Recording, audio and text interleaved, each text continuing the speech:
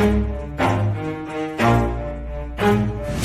stop, I'll get it if I want it. Gotta make to myself a promise. I won't quit, keep going till I got it. I won't give up till I'm on top. Yo, no, I ain't the type to give up. If I do something, man, I do it till I get what I want. I turn a business out of nothing into something I love. I got a poker face, but honestly, I'm not one to bluff. I flip a switch, never miss, man, I always stay up. Don't let them see you, bitch, always have a plan to stay tough. This life ahead of you ain't easy, it was built to be rough. But that's what makes a personality, is tragedy, bruh.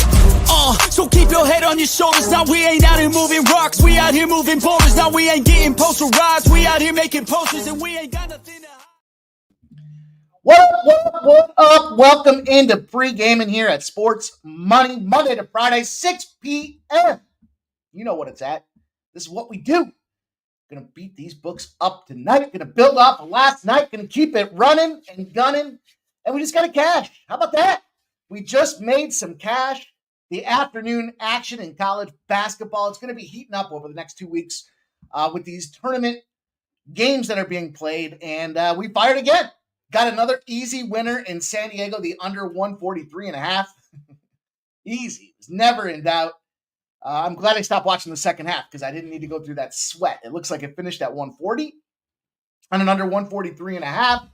So we got it. We got that cash. That's now 3 in a row. The last 3 days, we had 2 on Thursday. We had 1 this afternoon, and expect more of those next week. So make sure you guys do follow at Sports Money Wins on X. And anytime the community tab gets updated, I'll make sure to put a comment out there so that you guys get the know. Sometimes the lag or the notification's a little behind at YouTube. And you don't want to miss out when we take the time to post it. Man, we have been busy the last couple of days. And look, money to be made. So that's what we're here to do. We've got a full ensemble on the community tab today. We've got Gonzo coming in here, giving us his best bet. It's only a 2-game hockey slate, but he dug a game out of that card for us with his NHL model. We've got Sub Club in play. We've got 1, 2, 3, 4, 5 plays out there in the Sub Club for EPL action tomorrow. So we're loaded up there. We've got 4 plays plus a bunch of looks when it comes to First Strike already recorded for you guys for tomorrow morning. And I'm sure I'm forgetting something, but I know we got to get to work because we got a big stream that's going to pop off here in 8.5 hours. That almost doesn't seem right. But you know, we're going to bring that fight to the bookies as we do with these Saturday live streams. So I hope you guys are ready. Hope you're getting excited about this one. Hope you guys make it. Hope you show up. Only thing I've productively done at this point besides getting a play out there for First Strike is I've decided on how I'm going to strategically approach drinking copious amounts of liquor that early in the morning. So I have figured that piece out. We'll check that box. And look, it's been a busy couple of days. Lots of phone calls today. Some things in development that I hopefully you guys are going to like. But man, it's like burning the candle at both ends. So I'm excited to get to the UFC tomorrow because that's where things get back to normal. That's where we start cashing big bets. Already got my look. Everybody thinks it's going to end in the first round. It's going to decision, and it probably will pay us around 800, I think was the number. 750 or 800. So I'm all ready for that one. Can't wait.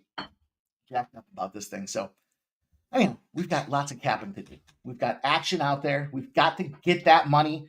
Sadly for you guys, this is the only screen you'll see today. A little too busy to get back to it in enough time to get ready for the show. So here we are. It's a lot going on all the time is what it comes down to. But we've got the NHL, just a 2-game slate, as I mentioned. I've got 3 plays, maybe a 4th in college basketball.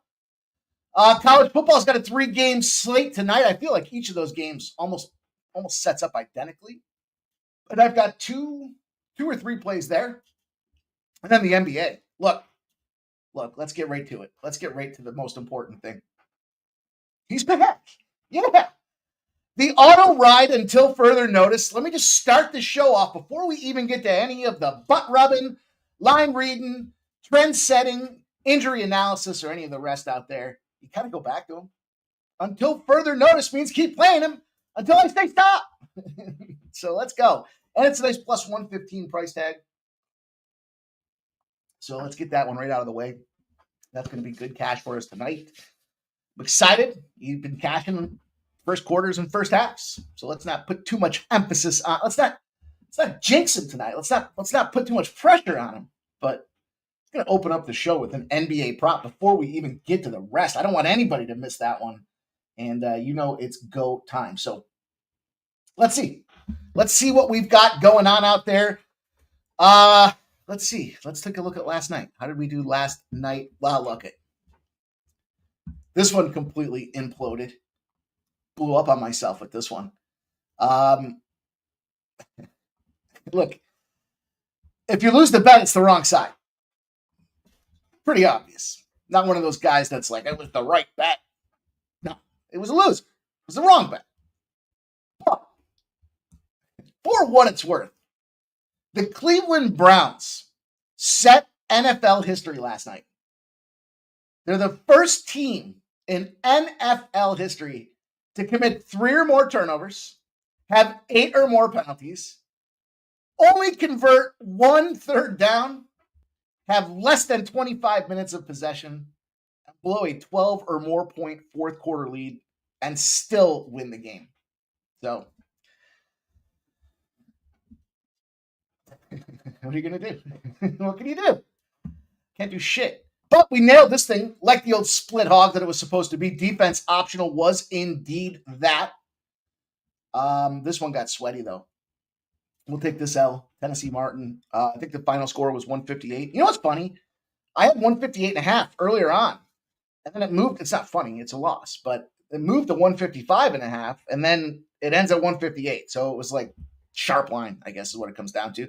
And look, I know C-Mac didn't believe in the Pac-12 angle because there's no more Pac-12 with these teams, but they're still who they're inside their DNA. And Oregon State comes through at plus 7.5. Thought they might win that game outright. So that was a nice little spot for us in college basketball. Starting to get a groove, starting to get in a little rhythm with college hoops. Just needed a little bit of time to readjust, I guess. Let's see. What else do we have? Well, we had a loser here. Fucking should have taken NC State. You know, I knew it was a bad scheduling spot for Georgia Tech with Georgia on deck next. And I got too cute and I went to the under. And, the thought process was, are they going to show it to them in the second half of the game, knowing that they've got the big games on deck? And yeah, the answer was yeah. NC State puts up 22 points in the fourth quarter. You see Georgia Tech puts up a 14 spot just to answer to try to win the game back in the fourth quarter. So that sucked. Lakers can fuck off. Toronto comes through outright for us. And the Pistons. Hurt us. Jesus, was that overtime loss? Colorado and the Rangers. Colorado comes through. We got a nice live bet on Colorado. Had a nice, what was the number? I don't have it written down over here. Doesn't matter. But the Rangers blew it. So, what are you going to do? Boston under 6, cash with ease. Head coaching change, be damned. We nailed that thing. What was that, 1-0? That was easy peasy. Columbus wins the game. What a shootout. That was a fun game. It was a final 7-6, I think. 7-6 or 8-7. First period's a loser. They lost that first period 3-1.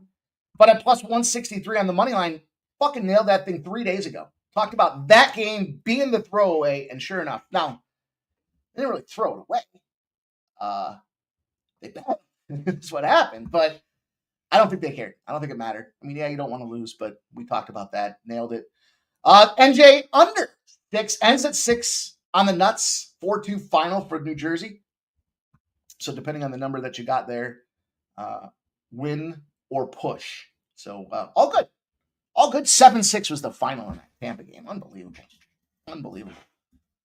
Fucking fought all the way to the end. 3-1 first period, Tampa. 4-2 second period, Columbus. 1-1 third goes into overtime, and Columbus gets the win.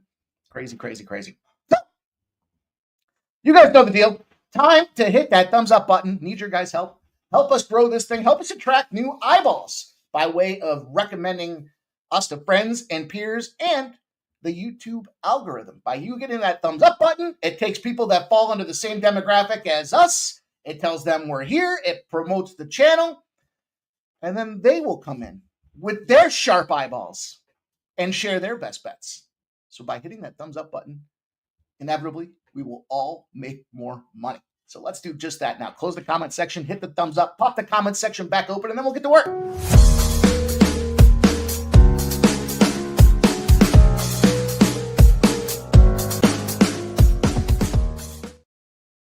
Okay, let's go. Let's have a night. Gotta be an early night. It's an early start to the day. early. And shout out to Joe T. Coming back, trying to regain that position as the number one commenter. I'm a little confused. No best bet, but here's a bet. It's your only bet, isn't it? Your best bet? Jets first period over. Jets Pittsburgh first period over minus 135 for Joe T. It's not his best bet. It's not Joe T's best bet, but he is on the over for the first period. Okay, let's go, Joe T. Shout out to Smoke and Mirrors in the house. Jay Peasy's in the house. Winner's Circle, he's in the house. Says, Ayo. It's a little Figueredo over 1.5 with Baby Shark. Well, Tabitha Ricci. Tabitha Ricci looks, well, I'll say this. She looks cut. She looks ready to go. But there's a red X all over Baby Shark. Shout out to Lexicon. Says, much love, sports, money. Shout out to my guy, Keith. I know he's ready to go tomorrow morning. Shout out to my guy, Wine Time Sports. We want Justice TV. Says, let's make that money. I need that cash. So do I, man. Let's go. Nanya. Let's cash tonight. And we want Justice. Says, I'm ready to eat. My birthday's tomorrow. I need some spending money. Let's get that bag tonight, guys. Let's do it. That sounds great. I love it. Let's go. Justin McCalvey says, sports money is money. You guys know the deal. That means we can get this thing going. Joseph Alvarado, Markel, appreciate you guys. David Wallace, rocking in here with us. Justin says, that's the worst saying ever. It's like when they say, I would play it again. No, I wouldn't play it loser again. I don't know if I've ever said that. I don't think I've ever said that, but let's go. Shout out to Dana Delp. Chris Salas in the house. Barry Roselle caught that under in the San Diego game at 141 and cashed it live. Let's go. Let's go. Joe W's in the house. Joe T says, not a best bet. Doesn't like the slate. Nasty Nate's in the house. The Celtics smash. Joe W with the $4.99 super sticker. Blessed in our action. Shout out to you, Joe. Appreciate you rocking with us. Taking the time to be here every single day. Taking the time to give your best bets. Taking the time to give some of your best earned cash here with the $4.99 super sticker, my guy. I appreciate you. Means a ton that you believe in what we're doing here. And I thank you for being a member of this community. That means more than anything. I love the super sticker, so thank you. Let's go. David Wallace says, what's up with the Duke game tonight? Any idea? I'm going to play in that Duke game. Let's go. Let's get to work, huh? Like I told you guys, unfortunately, sadly, no additional graphics tonight. I'm slacking. It was a busy day. But I'll tell you this. We'll move quickly because there is a lot to do tonight. Man, so much to do. And I'll tell you what. Let me ask you guys this. Yeah, because, I know I talk about the YouTube algorithm, right? The trick to the YouTube algorithm, let me fucking restart that. The trick to the YouTube algorithm is putting out content you guys want. Let me explain to you. It's a pain in the ass doing some of these videos. And a lot of you guys do a great job commenting and liking and all the rest. See great work here. We're moving progressively on a bunch of these videos. The NFL Prop Shop. That's something you guys are into. Love to see some comments here, some feedback on it. I know I went 3-0 with the Prop Shop plays. And I think the one was plus 242 or something like that. And anyways, if that's stuff that you guys want to continue to see, we just need some feedback. When you take a chance to comment on any of the posts, let us know. Love the content. Don't care for the content. Fuck your content. It don't matter. Well, don't say that. Don't say that. Keep it PG. Keep it PG. But as far as my content, let's open this card up and be pretty damn square. It's painful to talk about how square this is. It just feels like it's one of those nights to me. Like, there's a couple of processes that we're going to keep going to that have been cashing for us. And look, there's a couple spots where maybe we stay off. But this is not one of those cases here. This is a hip to be square opportunity here. The Winnipeg Jets rolling in to Pittsburgh. Where did there? There they are. Simply put, I mean, look, we can talk about the goalies too. Let me pull this up. Boy, I had to restart that screen last night, and that really threw me off mid-show, having to go into that whole process. Connor Hellebuck, Tristan Yari playing in goal, both confirmed goaltenders. Number one in the Winnipeg net, Vezina Trophy winner, and playing like it. And on top of that, he's got one of the best offenses at 4.21 goals per game to boot. Pittsburgh's defense sucks. They allow 3.86 goals a game. And, the Jets just continue to hum, right? We found the spot to thread the needle and catch their loss, but they're just winners, and winners continue to win. Friday night, I expect the same. I do think this is a lower scoring game. I know I just talked about the offenses, but I don't know. This number started at 6.5 and it's moved down to 6. So there's some movement there. I mean, I guess the one thing that you would think about is both teams are on back-to-backs, right? So both teams being on back-to-backs should increase the fatigue factor, and that should lead to more scoring. Actually, I guess they're both beginning the first legs of back-to-back when it comes down to it, but I guess that means that they don't try. I don't know. I also like the Jets in this game. Give me the fucking Jets. This is one of those, this parlay is entirely comprised of not overthinking it. Then you want to look at the other side of things with the Sabres. Look, a couple things to look at here. For some reason, the Anaheim Ducks struggle after they play the Chicago Blackhawks. They're 7-16. It goes all the way back to 2011. Since 2022, if you want to drill down the microscope a little bit, they're 0-5. They're losing all those games by 2 or more goals. The Sabres, 4-1 straight up on the road. 3-0 as a favorite. Their price tag as a favorite. They win as a favorite in those spots. And they're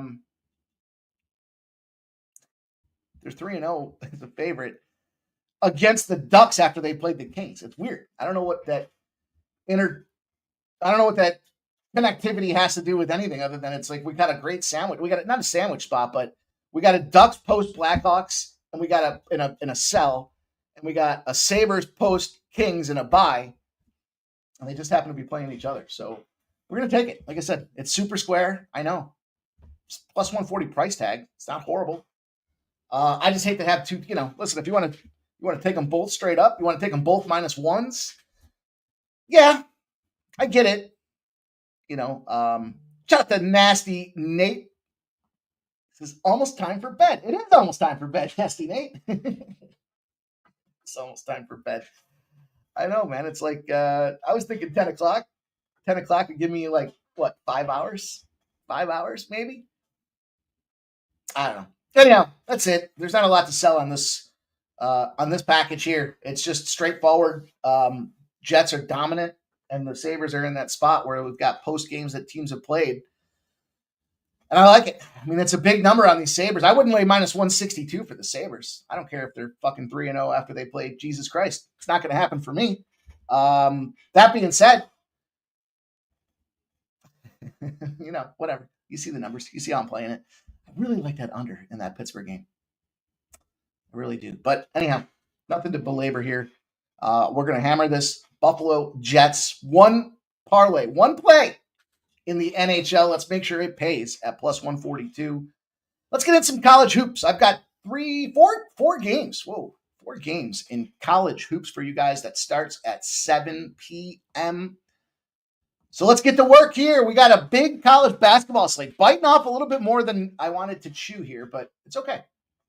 It's okay because I feel like we've got starting to get a little bit more dialed in. So that's what we want to do, or that's what we want to think anyways, right? Let's pop off with Southern Illinois and the Florida Gators. Trisha M's Gators. And we got a side that opened up at a huge favorite in Florida, 17.5. We see a total, or the side has moved all the way up to 19.5. And it's reverse line movement because we've got 83% of the bets and 62% of the cash sitting there on Southern Illinois. So the bigger money that is coming in on Florida has been from respected bettors, sharper bettors, and it's been enough to concern the books. The total's moved up 4 points, 154.5, now 158.5. 75% of the bets and 75% of the cash are on the over. And it's moved those points. I'm sorry, 75% of the bet. That's kind of a big difference. 75, I flipped screens. 75% of the bets and 75% of the cash are on the under at this 158.5.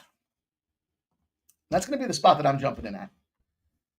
Overall, collectively here, should Florida kick the shit out of them? Yeah. Is Florida 5-0? Yeah. I mean, there's a lot of reasons behind it. Now, it feels like some of these teams, maybe it's just because of the way they line up with scheduling on the week, right? Like we've been in the Southern Illinois business, I guess is what I'm trying to say here. But look, coming off and under, Southern Illinois is. And we got 2 of the last 3 games for, actually 3 of the last 4 games for Florida. I don't know. Well, I'm struggling to talk here. 3 of the last 4 games for the Florida Gators have gone to the under as well. And that's exactly what we're going to hammer on this one. Some numbers that get us there at the end of the day.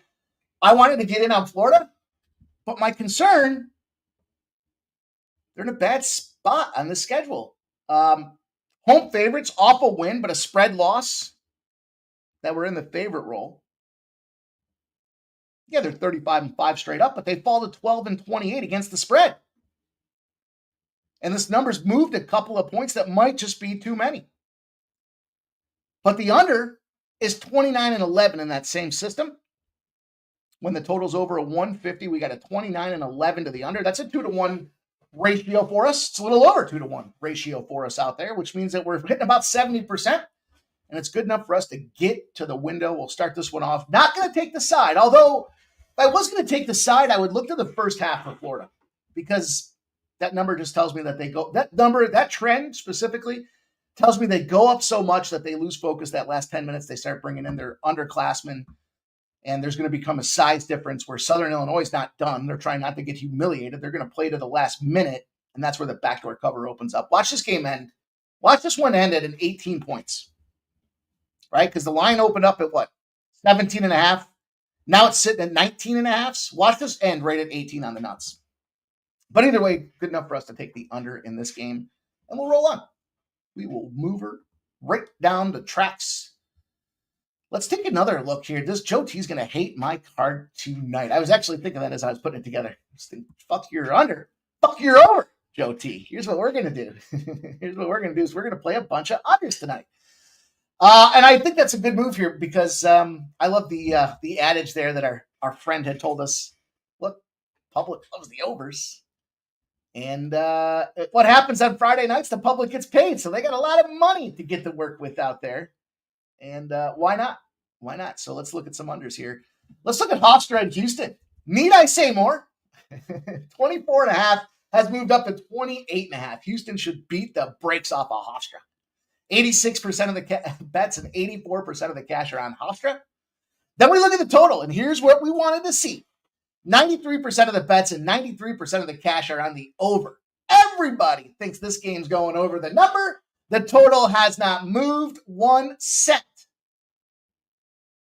Very interesting position here. Now, I did see some steam coming in, some sharp action betting, taking the first half over, which means we might have to look at this live line because it's set at 63 right now for the first half. Let me see. Let me double check. Let me just double check my numbers here. 63s and 63 and a halves. So, at 131 and a half, 70 be that number that hurts us in that second half. So we'll keep our eyes on that. But I'm jumping in. I'm going right back to the well here. Now, Hofstra is 4-1. I'm sorry. The Hofstra pride. But look, they're 3-1 against the spread, which definitely could be problematic. Played a lot of road games. Every single one except for popping the season off against Iona. Seton Hall. Massachusetts. I mean, these are big upset wins. But then they started to come into some competition in Florida State. 79-61. They got thumped. They got Houston here. And they got Rice. I think they see Rice as that winnable game. And this one is let's just hang in there and try not to lose. Now, also worth noting here, with that schedule, they're going to be a very live opportunity across their conference because, they've got the likes of Charleston, who's 4-1 as well. But Northeastern's a team that I'm going to fade. Like, I know they're 3-1, but I'm going to fade them like crazy. You guys know I liked William and Mary a lot last year. I think this is a suspect division. So I do like that they're taking the step up in class. I just think this is too much for them to bite off in this case here. And, on the flip side of things, Houston just starting off a little slow with the schedule, 2-1 on the season. But what do? They play a ULL team. They thump them, absolutely took them behind the woodshed and hit them with a fucking stick. 91-45. But it still stayed under. It still stayed under the number. It's because that defense, it's very similar to that Virginia style. In fact, could you imagine how boring well, maybe not so much anymore, but a national championship game with Houston and Virginia again? At least 30-25 would be the final score. These teams, just the way they play defensively, it just stylistically wears you out, beats you down, and it's a good enough opportunity for us to jump in at 131 and a half. No fear from the books that all that money's coming in on the over. And the public's got to be looking at this thinking, hey, 4-1 team in Hofstra, maybe they're a live dog. No, come on. They're getting 28.5 points for a reason. And that's probably not going to be enough because we've seen when Houston takes that step back in class, their defense shines and their offense can't miss. So we'll pop it off that way. We'll take the 131.5. It's small juice too, minus 105 spot on the card. Play number, I guess it's number 3 now. I guess it's number 4 now because technically we went back to the well. We went back to the Voos well. I'll throw that back up there. Let's not forget at plus 115, you want to get involved with our guy. He's been nothing but a fucking bookie's nightmare. And let's go. Let's roll on. I'd heavy lean to Evansville. The same trend that I'm going to talk to you about for this next game is applicable in Evansville. Green Bay, the Phoenix. That's a team that might just be able to fuck off forever. I'm not sure. I seem like I play Green Bay and they lose, and I play against Green Bay and they win. And they've covered spreads across the card this year. They're finding a way to get those numbers down. So not a team that I want to get involved with this one here. But as we roll on down the card, the same system exists for South Carolina State and Alabama A&M. There's our minors. I'm just kidding. We know that it's machining, right? Agriculture and machining. We learned that this week. Big lesson learned. Plus 1.5 is the number. It's starting to come down a little. There's still 1.5s out there. They're getting juicy. They're minus 115s. And now there's ones. We have 64% of the bets and 86% of the cash coming in on Alabama 81. Alabama A&M. When we got that tight number, we want to look at what's going on with the money line. Maybe that paints a brighter picture for us. And this line opens up at plus 105. It's moved down to plus 100 for Alabama A&M. The Bulldogs, 3-2 to start the season. SC State coming in at 2-3. And I think we took that shot with Alabama A&M. Was that against Georgia? And Georgia kicked the ever-loving dog shit out of them, 93-45. Maybe that was the one. South Carolina State's a skip program across the card. 3 straight road games to open their schedule up. This is going to be number 4. They can't beat anybody. I mean, they're not even playing great competition. They had the battle with South Carolina. You know, they go up to an SEC school, and they get thumped, 86-64. But they play Jacksonville. They lose 71-62, getting a 6.5. They can't cover. They go on And they play a Bethune-Cookman. Now, Bethune-Cookman is 1-4. Bethune-Cookman's terrible. Who is Bethune-Cookman's only win versus? SC State. So you got a bad team. Not that Alabama A&M's any better. Let's not go. They're strong. They got only 2 line games because they play a bunch of bags of shit as well. And frankly, they didn't cover those games. They're ugly. Close in Tennessee State, 81-71. But at the end of the day, here with this small points in our back pocket, not a ton of them, but it comes down to spread margin. When your spread margin is less than a -10 combined on the season, or less than 4 days of rest, and you're the home team, you're 154-80. Like I said, it does exist for Evansville. Evansville's playing Green Bay. So Green Bay scares me a little bit there because I can't get on the right side. But I'll take a whack with Alabama A&M. You're going to give me a couple of points in my back pocket, 1.5 points in my back pocket to see this 154-80 spot come to the table for us? Hell yeah. We'll take that 1.5 points. If you can only get them on the money line, it's fine. They don't have to be a dog in that model for that system to kick out. So if you want to take them at the plus, 100. This is one of those spots where we've talked about the nickel game. Each half a point should be a nickel.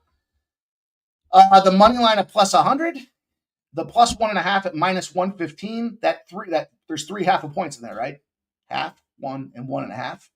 3 nickels is 15 cents, and it's -115. So there's no real advantage to the plus 100 other than boosting your ROI if you follow that. Remember, so we talked about this last week with one of those games, and I think it ended right at 1, didn't it? We talked about taking the 1.5.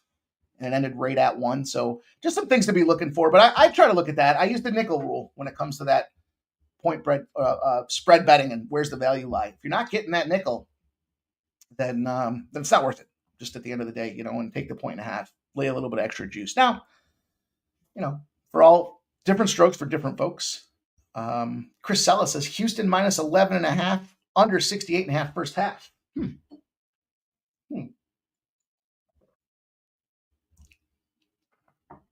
Is that a bad number? So you're elevating, is it like a teaser? Is that like a teaser? Are you bringing down Houston from what, I didn't see what the first half was, 14.5? And that first half from 63.5, you're putting it up 5 points? Yeah, I can get that. I get down with that, Chris Sala. Let's go. Mitchie Morber's in the house. He likes the Nets +3 first half, -112. 76ers haven't covered the first half spread as a home favorite all year. Nets have been a cash cow first half spread as a dog. Well, let's go. Tonight we woodshed the books. Says AOD. Shout out to Station Play 211 Entertainment. Says good evening, sports money.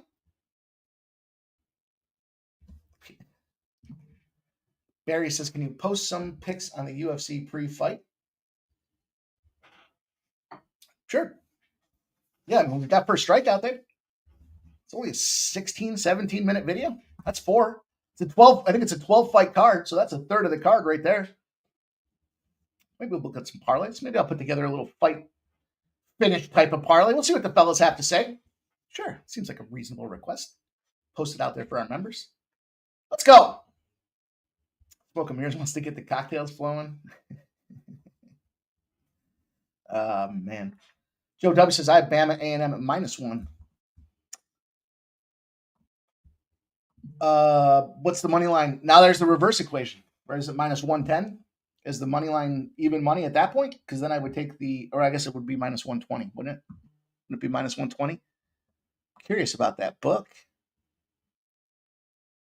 I see Bet Rivers is -1 at -107. I see FanDuel and BetMGM are +1.5s. And I see +1s at Caesar's probably full of shit. Let me proof check. Let's check the Caesars and see if it is that they're just dragging their asses. I say it, and then every so often I got to check it and just validate it and make sure because I don't want to miss them if they are. Red Bull be flowing. The Red Bull gets flowing tonight. I'm in trouble. I'm in trouble then because it ain't easy waking up at 2:30 in the morning. Can you imagine? I can't see it. I got to update. That's how infrequently I use Caesars. I got to update the app. We'll see if it takes a second.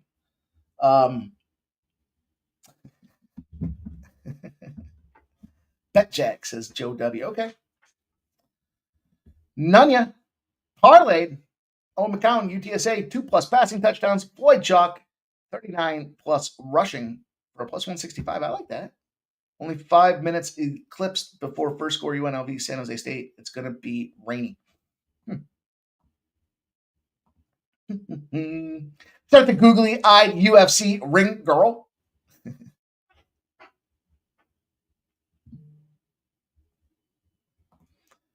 Our Lopez says, is it odd that the biggest lead of the game in that Florida game is 20.5?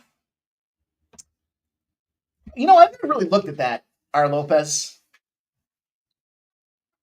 No, because that speaks to that backdoor cover that I told you about. They go up so many points that they get tired of kicking the shit out of a team. Like, you know, we're talking about the UFC tomorrow. Sometimes you see these guys beating on these other guys, so they're just like, what ref? Come in here and shut this down. I'm tired of beating the shit out of this guy. And that happens a lot. You know, you see, look at Tampa yesterday. Tampa Columbus whooping the shit out of that Columbus team. And then, you know, backdoor, that wasn't backdoor cover. It was Columbus. It was always Columbus. That's an interesting look, though. That, to me, would say more about taking him in the first half than it would the full game. And that kind of goes back to what we talked about. Shout out, googly-eyed UFC ring girl. Appreciate you. Celtics first quarter, second quarter, third quarter, fourth quarter equals smash. Quad on the Celtics. All right.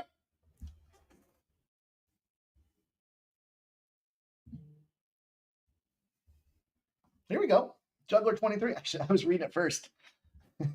Normally, I just pop it up and read it. 8-2 last 10 posted plays. I know it's square side because of 2-time overtime last night, but I'm still not sold on Baylor. Give me Tennessee -4. Yeah, I'm not entirely sold on. I told you guys yesterday I don't like Baylor. We should have just fucking hammered. Should have just hammered St. John's. I like St. John's. DK has +1. Okay. Jay Stone. Play of the day. Jets -1.5 and Ehlers point. Okay.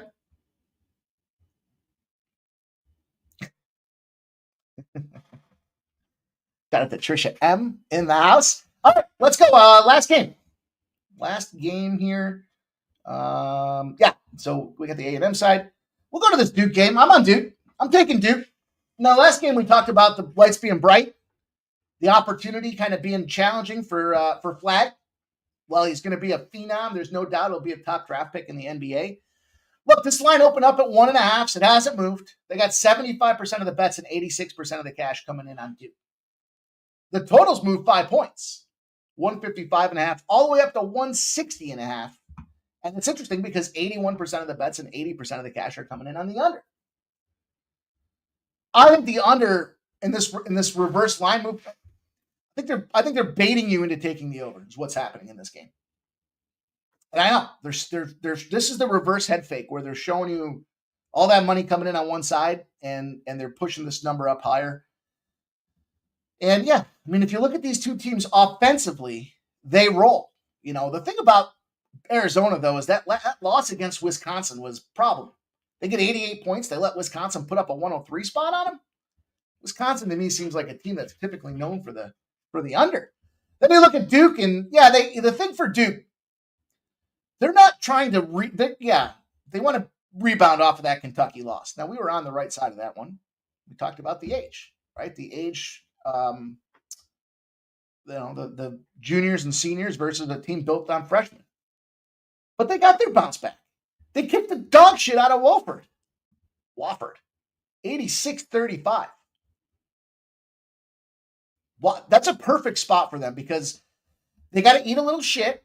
Nobody likes eating shit, but they had to. They took that loss against Kentucky. They get their system back. They had 4 days to rework systems, analyze tape, and go back out there and put the game plan to work, and that was kick the shit out of Wofford. Now, 6 days later, they got that stink of the loss out of them, and they're ready to go against a team in Arizona who is now just coming off of that. And who the fuck have they played? Canisius, Old Dominion. Yeah, and you play Wisconsin. You deserve to get your fucking head kicked in. You play nobody. Cooper Flagg, clearly the guy. Everybody knows about it. He's a monster. 16.3 points per game on average, 9.5. I mean, the guy's a walking double-double as soon as he hits the fucking court. No question about it. He's averaging defensively as well. So I think this is that spot where he's going to now challenge himself to go out there and put up that high, competent, two-way play that he's done to start the season and lead by example with those other freshmen. Obviously, Arizona, as I mentioned with that Wisconsin spot, the first time they play a top 25 team and they literally get abused. Jaden Bradley, I don't think if it's the Bradley versus Flagg game, Flagg's going to hammer this thing down all day long. This is just an opportunity where I think the Duke Blue Devils defense is what's going to hurt Arizona. Because if Wisconsin can go out there and bang down 103 points on you, now you play a Duke team that's only averaging 58 points allowed, 20th in the nation at defense, top 6 at opponent field goal percentages. They're holding teams to less than 34%. It's literally one of the best teams in the nation defensively, and that's dangerous long term because they're so young. Now, there's probably going to be a bunch of one-and-doners in there, but, Arizona scores 94 points a game, but shooting efficiency in the three-point areas where I think this is going to be a problem. You got a team in Duke that plays top 6 in the nation at holding teams at field goal percentage. And you got a team so what that means is if you're Arizona, you got to be shooting 3-pointers. You can't be going out there and getting stuffed at the 2, right? You got to be from beyond the arc more often than not, unless you played some pick and roll and shit like that. Well, where's their shooting efficiency? They're 330th in the nation at 27% in 3-point percentage. That's the difference maker right there. Flagg's better. Defense is better. They already got the stink of their mouth out of their mouth of that loss.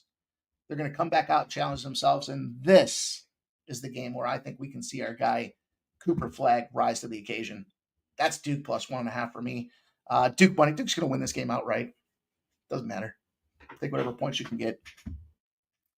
Juggler 23 says Duke is a high public play, but the line stays steady at 1.5. I think they're getting action. I think they're getting the action right where they want it. Personally, I see the numbers here say that there's a lot of cash coming in on Duke, and that line's not moving, but I just think it's too much. I think it's going to be too much for them to overcome. This is the challenge game for Cooper Flagg. He wants to show that, his resume, his NBA now, as a freshman in the first month of the season, is his NBA stock going to take a hit because he shit the bed a couple of times? Probably not. But as a man, as a guy that's an alpha running around that locker room, he's going to want to be the guy that goes out there and does it for the team and leads by example. He's averaging 2 steals a game, 2.5 blocks a game. He's playing defense and he's leading the team in offense. Too much. We'll see what happens. All right. Shout out to the UFC ring girl. If it doesn't work out, you get a hug. You get a hug from Smoke and Mirrors. Got a bunch of games still here, huh? Let's go. All right. I'll keep it short. I'll keep it short with you guys in college football here. Big card. 2 hockey games for 1 play. Somehow we still have quite a bit of action here. And this line's coming down. This line peaked out at 17.5 and even 18s in this Temple game. It went from plus 14.5 all the way up to plus 18, now back to plus 16.5. 53% of the bets and 47% of the cash are on Temple. Misguided fools. UTSA's total went from 54.5 up to 57, with 74% of the bets and 79% of the cash on the over. The totals dropped. The team total was 19.5 for Temple. It has come down to 18.5. And that's not the only reason that I'm jumping in on this thing. Temple's already had their coach got fired game, and they came back and they rallied. The problem that I have with Temple is they're just not a good team. Yeah, they picked up a couple wins at home, but on the road, they're horrible. They leave their defense at home. That's exactly what happens. Look at 52-6 against Tulane. That was where the team total was 7.5. 7.5. 34 points they scored against East Carolina, but nobody takes East Carolina serious unless it's baseball or you're an Earl. So, look, I just think they struggled to score. They got that win against FAU, 18-15. They were laying 2. They were at home. It's a difference of this team being at home versus on the road. I don't want to drop all those points with UTSA. I'm not trying to get in the UTSA business. But this one just, stylistically, again, I thought a lot of these games featured heavy-oriented run teams. The thing about UTSA now, though, is that they've found a way to kind of get, I don't know, I don't want to say that get their shit together. I don't know if that's a fair assessment of what's going on with this team, but they kind of, I don't want, there's too many points to be laying with UTSA, I guess is what I'm trying to say. Their possessions come down to just erratic behavior, irrational spots. And so, they put their team totals on the board and they've gone over 4 in a row with their team totals. But I think this is a lower scoring game. And I just don't see how, a ground and pound approach for UTSA is the way they should want to do this thing. Their offensive line's been stepping up. They're holding, they're eliminating sack. There shouldn't be any pressure for the quarterback on the UTSA side of things. And I think they just pound this clock. Clock gets moving, things get rolling. Temple's one of the worst teams in the nation when it comes to defense in general. They're, anytime they play, 45 points per game is what they're giving up on the road. I guess UTSA team total is a good look. I just can't get behind Temple whatsoever. I'm taking their team total under 18.5. Not first half, though, just the full game. Because I do believe that this line that UTSA's got is warming up, heating up. It's going to start to beat them down. And the fact that this line's coming down from 18s down to 16.5s on the Temple side of things tells me that this is probably going to be a lower scoring game. Let's see, what else do I have for you guys here? Jumped in on Michigan State, teased with the under. Purdue is the worst team in Big Ten football. Michigan State's not a trustworthy opponent. This line opened at 14.5. It's dropped at 13.5. 50% of the bets on Michigan State, but 57% of the cash sitting there on Purdue. Some big trends in favor of Michigan, too. If you're looking to get on that Michigan side, I'm not. My history, my experience with Michigan State tells me this is too many points to lay for them, even if they are at home. This total opened up at 46.5. It's gone up to 48.5. You have 44% of the bets, but 71% of the cash jumping in on the under in this game. The only way this game goes over, the only way, is if these two teams find a way to be tied at the end of the game and they go into overtime. And that scares me a little bit. But I'm not going to take that 13.5 when it comes to Michigan State. I mean, look, bottom line, road dogs on short weeks versus a team off a road game. Road dog, short week, team they're playing just had a road game. That means you play Michigan State. It's a 68-34 trend. So there's your 2-1. It's just too many for me. And this is another spot where these teams, they ground. They ground and pound. Expect a lower scoring game. I think there's a spot in this thing here where we take those points back up, get them in the right direction for us. And if we look at this total, 48.5 is kind of a key number. I think we nestle right in there by sneaking this thing over that half a point. Just not what do you need to say? This is tough football. 1-9 Purdue, 4-6 Michigan State. It's too many points to be laying.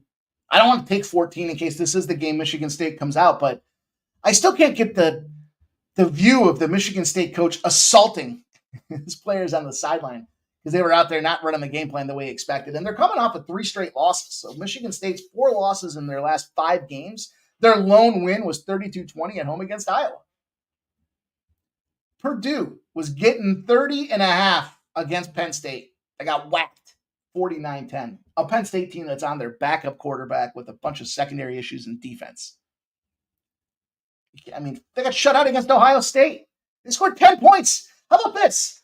In 4 games, they got shut out twice, Purdue.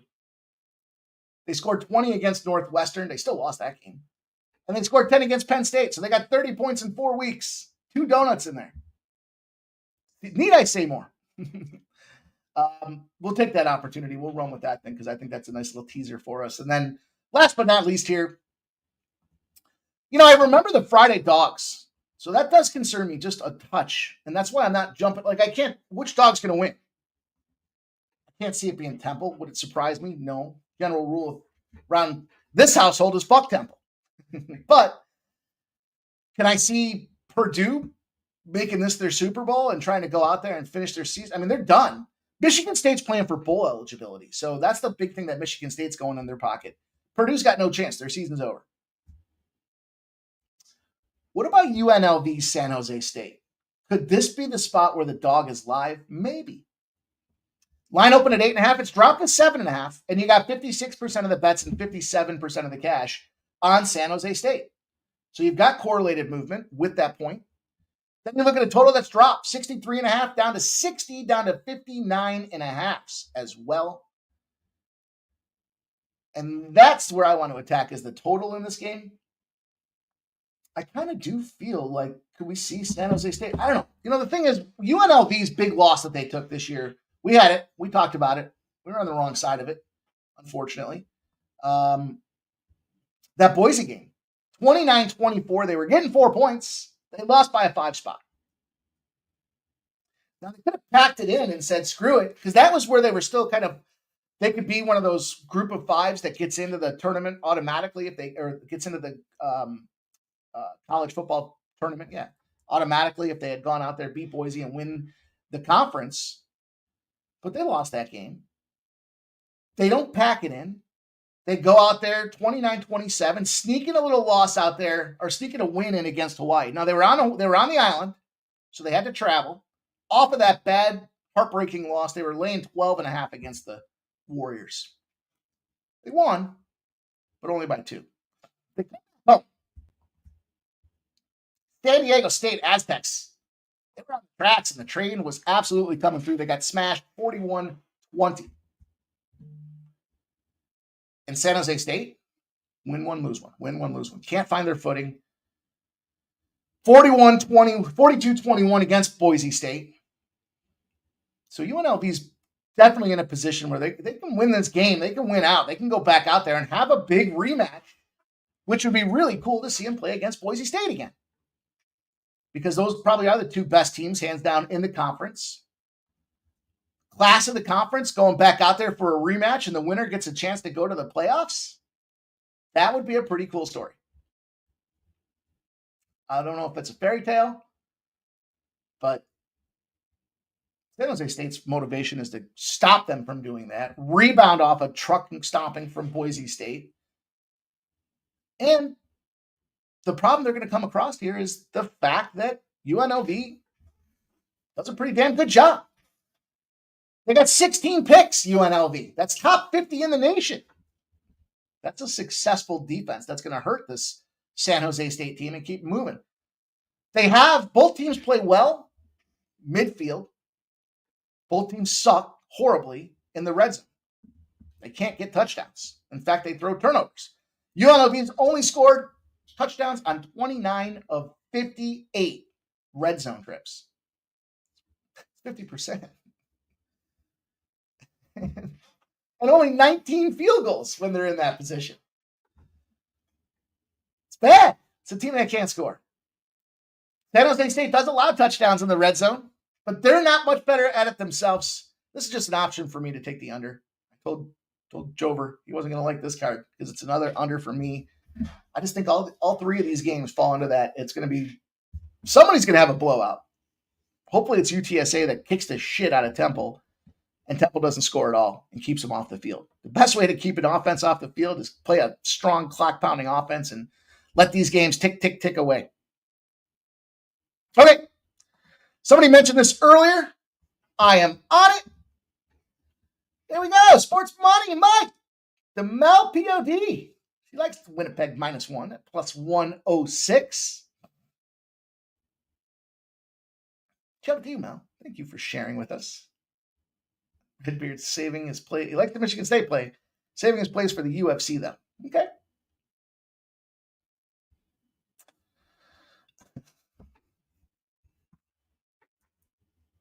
Shout out. The main event. I like that. I didn't know that. Shout out to Coin. Oh, you guys talked about this with the NBA. Yeah, the best NBA team in the first half right now is the Brooklyn Nets. We took that angle the other day. We lost. We're going to run it back. Overall, right now, 64% of the bets and 61% of the cash. I mean, look, what can you say about these totals, these lines? Yeah, the money's coming in on the Nets. Yeah, the line's coming down, but it's definitely injury related. You know, the news was Embiid's not going to be out there, and he's out. Kyle Lowry's out. Paul George is out. Nick Claxton, Cam Thomas are both probable for the Nets, so they're getting closer to full strength. De'Ron Sharp's going to be out, and Bogdanovich is going to be out of there as well. So, yeah, the line's coming down. It makes sense. Grab that first half. Take this team. Now it's down to 1.5. It's crazy because it was just 3. It was literally just 3. Right when the show started, it was 3. I know because I was just locking it in. Now it's down to 1.5. I'd still take it. Still take 1.5. They're just but not a lot to talk about with this game. I don't know that it's free money, but I know that the Sixers are fucking awful at 2-12. So get me out of that Sixers spot. Brooklyn should kick the shit out of them if you got the plus 260s when they were live. You know, there was an opportunity after Ramon's show and before this one where you could have still picked up almost a plus 300 on the Nets money line. And I think they probably win this game outright. Sad to say. You guys know my loyalties in the Philadelphia area, but not me, not today. Not here, not now. Let's talk about 2 big spots, though, that I do want to hammer. I do want to get you guys to hammer. The first one we're going to look at is the Portland Trail Blazers and the Houston Rockets. And we got a 9.5 that went to 13s with 53% of the bets and 50% of the cash on the Trailblazers. 3.5 points of movement to the Trailblazers. Crazy. This total started at 217.5. It's gone to 224.5. You know, I saved a stat. Let me see if I can find it. I thought it was an interesting stat. And it talked about these play-in games, or these in-season tournament games. And Dan Kelly, our own Dan Kelly, had told us about it and said, these tournament in-season games tend to go over. They do. I think it was 18-8. Here it is. Yeah, look at this. This is why you don't fucking play Pictionary with me. 18-8 to the over so far this season. Like, I got a photographic memory. I see it, it locks in, and I can't unsee it, even if I try. When the total's over 228, it's a perfect 8-0 to the over. Can you believe that? 8-0 to the over when it's over 228. So when they got a big number, it's a big number for a reason, and it's cashing. Not even that big a number, but they found a way to maximize this thing. 18-8 to the over on the NBA Cup games. And if it's over 228, it's a perfect 8-0 to the over. We're going to look at this Houston game. We know the Rockets big favorites in this spot out there. Maybe it makes sense. I mean, we talked about the Nets being a good first half team against the spread. Rockets at home fucking dominate. They beat the Clippers twice at home, back to back. They go on the road. They hammered Chicago. They lose to Milwaukee. We were on that under. We took that under. Had a huge margin. Stayed under. Big, significantly. And then they have the Pacers. 130 to 113. Here's the deal. This is an over spot. Portland. Perfect 8-0 to the over. If they're a conference dog of 8 or more points off a single-digit loss, they're going under by 15.5 points a game on average. Sick margin in that thing. Portland's 10-0 to the over. If they've got less than 2 days rest, and they went under, and they had less 3-pointers last game than their previous, and they've gone under in those spots. They've gone over in those spots. So think about that. It's basically what I'm saying to that mumbo jumbo is they're on short rest, and they didn't score a lot of threes, but they did go over the total, and it went over by 13 points. Short rest.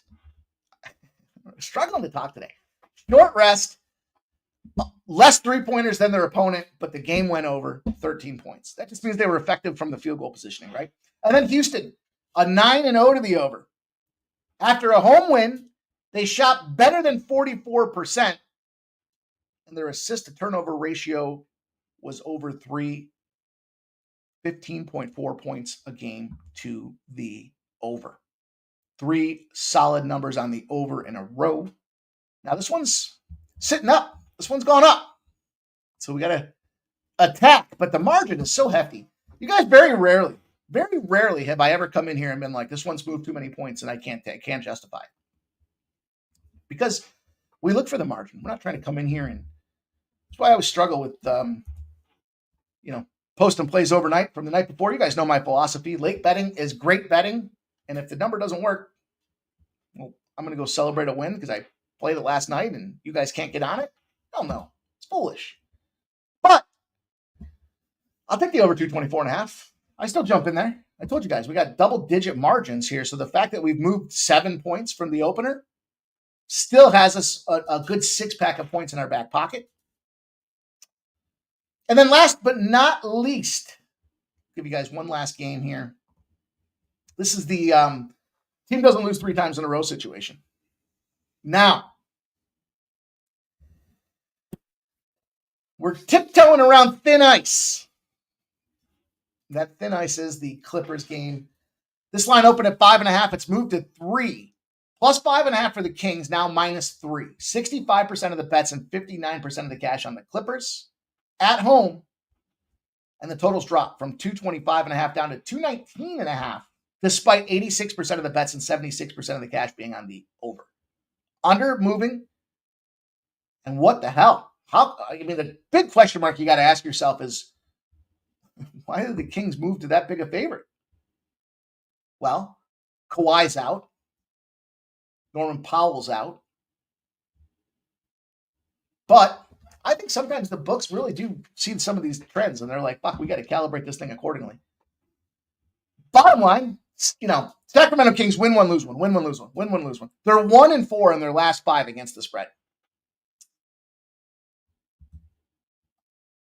Flip side, the Clippers covered 3 spreads in a row. So we get a great opportunity for the sell high, buy low. The Sacramento Kings, after not covering in consecutive games, are 25-2 against the spread. That was 25-1. They lost to Atlanta. We rode that trend. We laid the 4 against Atlanta. They lost outright by 1, 109-108. Disgusting display of shooting efficiency and effectiveness. But we'll run it back. 25-2. They're going to lose what would now be 4 games in a row against the spread? I don't think so. Now they're going to win this game outright. I think the books know that. That's why the number for a road team coming into Clipville are looking at this 3-pointer going, what the fuck? And I think everyone should be asking that question. I think it's a great spot for us to jump in and capitalize. And that's going to do it. That brings us to a close. It's that point in the show where we got to go. But what we said, make sure we get the bookies real mad. We get up tomorrow morning here at 2:30. We're going to pop off at 2:45 a.m. Yeah. What was that? 7.5 hours now, right? 7.5 hours. We pop off. We get after it. We get moving on this UFC card. We'll see if we can get a couple posted plays out there for you guys early. Make sure you do subscribe to @SportsMoneyWins on X. When we do post content, the notification goes out through Twitter, on X rather, @SportsMoneyWins. Also, subscribe to the channel. Turn your notifications on so when we do drop that content, you do get that notification out there. You don't want to miss it. We've got a nice little heater that's been running. Subhuman's got his sub-club soccer plays out there. Gonzo's got his NHL play out there. And more to come, so you can expect plays loaded up all weekend long. We'll give out some college football, some college basketball tomorrow during the UFC stream. But again, we'll post it for members. NFL content, all kinds of fun stuff coming up this weekend. So get yourselves ready. Good luck with your card tonight. And hopefully you guys join me tomorrow morning. On behalf of the Sports Money family, appreciate you guys spending that time.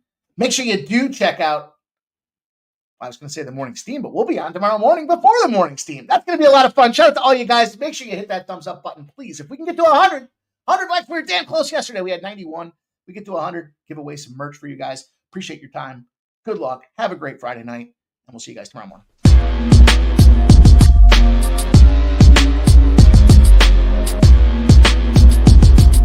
Monday to Friday, 6 p.m. We don't stop. Rain, sleet, or snow. Pregaming is good to go.